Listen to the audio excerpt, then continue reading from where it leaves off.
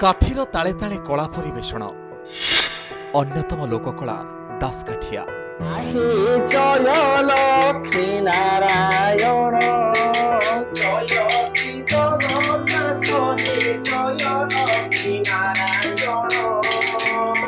जड़े गायक और जड़े पालिया दुईटी लेखाएं काठी बजाई पौराणिक कथावस्तु परिवेषण करती।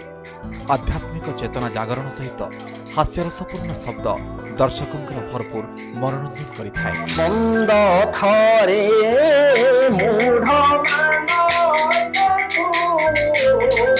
एवं पाश्चात्य प्रभाव रे आधुनिक नृत्य प्रति आकर्षण बढ़ुथिबारु एही लोककलार चाहिदा धीरे धीरे कमी जाउछि। तथापि किछि पारंपरिक कलाप्रेमी और कलाकार दासकाठिया को बंचाई रखिछन्ति।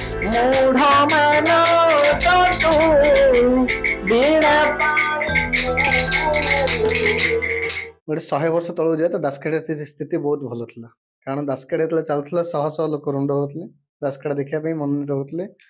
आजिकल स्थिति से सब ना दासकाठिया लोप पाई गला।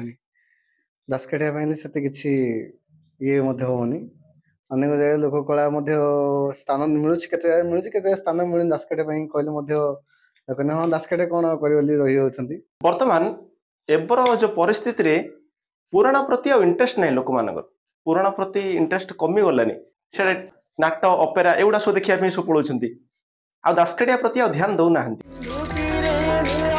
राजाराजोड़ा अमल दासरी संप्रदायर कलाकार माने दासकाठिया परिवेषण करी मनोरंजन करुथिले।